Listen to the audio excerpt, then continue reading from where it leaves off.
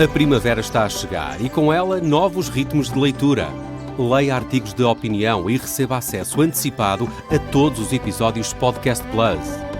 Acompanhe a atualidade ao minuto. Assine hoje o Observador com até 58% de desconto e habilite-se a ganhar uma tote bag e um voucher da Livraria Almedina. Tudo em observador.pt. Notícias.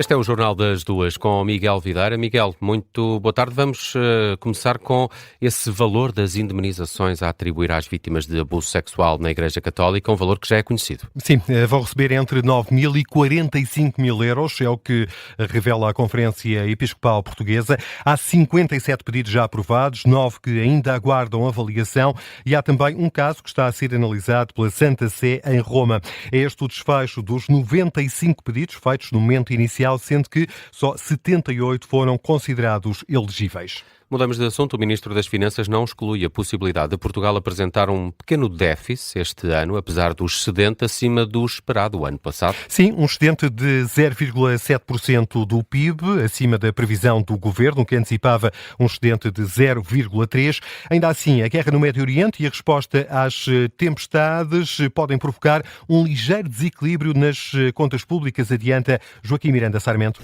Nós não podemos hoje, de forma transparente, honesta e sincera junto dos portugueses, excluir a possibilidade de que em 2026 possa haver um pequeno déficit. Mas isso não coloca em causa o equilíbrio das contas públicas, não coloca em causa a redução da dívida pública e, naturalmente, sendo um efeito temporário em 26 do custo das tempestades e esperemos nós também do impacto deste conflito, que esperamos naturalmente que se possa terminar o mais rápido possível e com a menor consequência possível. A confirmar-se, deverá ser um déficit temporário, é o que diz Joaquim Miranda Sarmento, o Ministro das Finanças.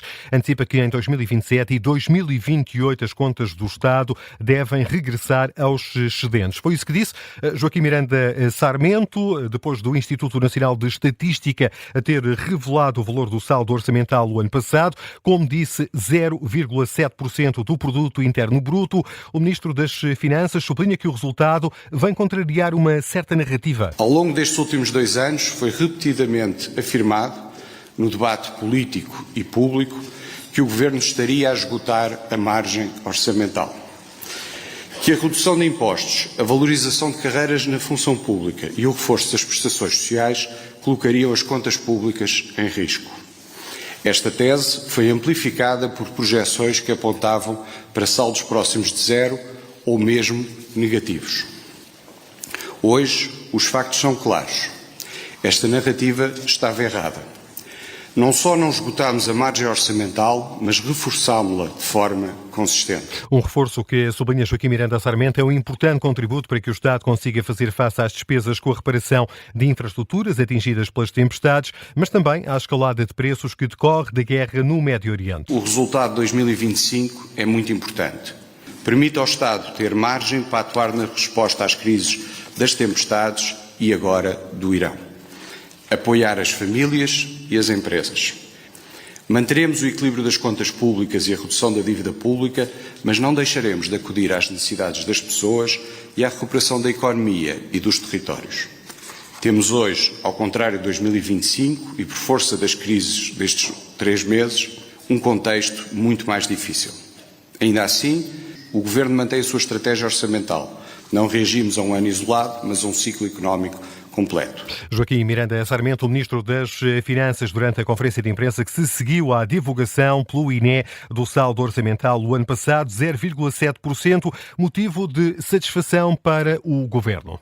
E a oposição é unânime nas críticas ao Governo. Da esquerda à direita, os partidos com representação parlamentar questionam as razões que o Executivo tem para celebrar. A começar pelo Partido Socialista, António Mendonça Mendes, deputado e antigo secretário de Estado dos Assuntos Fiscais, considera que não há motivos para sorrir. O Ministro das Finanças não tem nenhuma razão para estar satisfeito com o resultado orçamental, quando as famílias portuguesas, quando vão à bomba de gasolina, pagam muito pelo combustível e, ao contrário do governo espanhol, que baixou os impostos sobre os combustíveis, o governo aqui fez apenas uma medida de faz de conta. E é por isso que o Partido Socialista, aquilo que aconselha ao Governo é que responda às necessidades dos portugueses quando vão às bombas de gasolina e estão a pagar mais, quando vão ao supermercado e estão a pagar mais. As críticas do PS repetidas à direita, Mário Amorim Lopes, líder parlamentar da Iniciativa Liberal, recorda as palavras do líder parlamentar Luís Montenegro para criticar o primeiro-ministro Luís Montenegro. Recordando as palavras do líder parlamentar de então, Luís Montenegro, o país parece estar a crescer, segundo nos dizem, os portugueses é que não o estão a sentir. E, portanto, o que nós esperamos é que o Governo, da próxima vez que celebra alguma coisa, que seja verdadeiramente algo que os portugueses sentem no bolso, que é um país a crescer, um país mais próspero, um país com salários melhores, um país ao nível dos países da União Europeia. É isso que nós pedimos, melhor, é isso que nós exigimos ao Governo, é que celebre a sério algo que os portugueses também eles possam celebrar e não seja apenas o Governo. É o que diz Mário Amorim Lopes, líder parlamentar da Iniciativa Liberal. À esquerda, PCP e Bloco de Esquerda acusam o Governo de não tomar medidas para combater o aumento do custo de vida, apesar de estar de cofres cheios. Paulo Raimundo, secretário-geral dos comunistas, reagiu no Porto para acrescentar alguns dados às contas do Ministro das Finanças. Temos que juntar esses números outros números. Temos que juntar o número de pessoas sem médico de família. Temos que juntar o número de pessoas com consultas por realizar. Temos que somar a isso as pessoas que viram as suas urgências de obstetrícia encerradas, os bebés que nasceram nas ambulâncias. E, portanto, há várias razões para esse excedente ter aumentado. Várias. Mas há uma que é de certeza, que é isso só pode responder a uma falta de investimento que faz falta e que não foi feito por parte do Governo. Paulo Raimundo, secretário-geral do PCP, já Fabián Figueiredo, deputado único do Bloco de Esquerda, reagiu nos espaços perdidos da Assembleia da República e para dizer que o Governo fica agora sem razões para não apresentar medidas mais robustas para enfrentar o aumento do custo de vida. O Ministro das Finanças pode apresentar-se sorridente, contente numa conferência de imprensa, dizendo que o Governo registrou um excedente orçamental de 0,7%, mas ele fica-se pelos cofres do Governo, porque no bolso dos portugueses a história é completamente diferente. O que fica, no entanto, evidente para todo o país é que o Governo só não toma medidas robustas, como acontece em vários países, nomeadamente em Espanha, se não quiser. A oposição critica, a AD elogia. Tanto CDS como PSD falam de um resultado histórico que merece ser celebrado. Hugo Soares, líder parlamentar dos social-democratas, lamenta que a oposição não deu os parabéns ao Governo, a começar pelo Partido Socialista. Eu diria que a crítica do Partido Socialista demonstra que o Partido Socialista está hoje com dificuldade de encontrar uma narrativa para o país, mas demonstra sinceramente uma ciumeira que não é com o Governo, é com os portugueses. Ficava melhor à oposição alguma responsabilidade e algum sentido de Estado, porque há alturas em que parabenizar o Governo pelos resultados que apresenta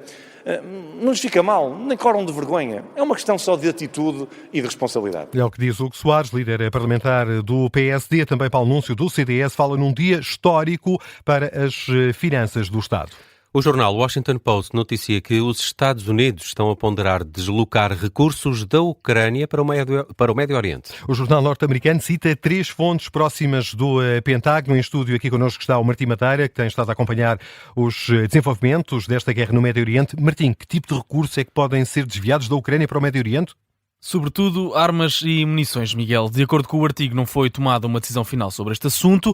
As armas que podem ser redirecionadas incluem armas que são fulcrais para a Ucrânia, como, por exemplo, os sistemas de defesa aéreos de interseção de mísseis, neste caso os Patriot norte-americanos, que foram encomendados através do programa da NATO, o Pearl, no ano passado e comprados por vários Estados-membros aos Estados Unidos. Martim, Volodymyr Zelensky, o presidente ucraniano, já reagiu? O presidente ucraniano está conformado com a possível deslocação de recursos. Diz numa entrevista ao jornal francês Le Monde que ainda não há uma decisão final, mas reconhece que com o conflito no Médio Oriente possa haver uma possível deslocação. O Washington Post pediu ainda esclarecimentos ao Pentágono, que garantiu que os Estados Unidos fazem de tudo para garantir que os aliados têm o que precisam. Contactou também a NATO para saber se tinham conhecimento desta possível medida. A organização garante apenas que os equipamentos continuam a chegar à Ucrânia através do programa Pearl. Não dizem ter conhecimento ou não. Martim Madeira, aqui com esta notícia do Washington Post que dá conta da deslocação distribuição de meios dos Estados Unidos da Ucrânia para o Médio Oriente. Volodymyr Zelensky está aparentemente conformado. Vamos ainda a outras notícias em destaque a esta hora, Miguel. O cabaz alimentar atingiu esta semana o valor recorde de 254,40 €, mais 8 cêntimos face à semana passada. É uma subida ligeira, assim descrita pela DEC Proteste, que sublinha, no entanto, que é o montante mais elevado desde 2022, ano em que a Organização de Defesa do Consumidor começou a monitorizar o cabaz essencial com 63 produtos. O antigo vereador de Pinamacor, José António Ramos, é acusado de 2 crimes de peculato pelo Ministério Público. Notícia avançada pela agência Lusa, que teve acesso ao despacho. O caso remonta ao mandato de 2021-2024 e, alegadamente, o antigo vereador terá usado para fins pessoais viaturas da Câmara que resultaram em prejuízos de mais de 260 € para a autarquia. A denúncia ao Ministério Público foi feita por Filipe Batista, é vereador do Movimento Independente Nossa Terra. Miguel Videira com o Jornal das 2.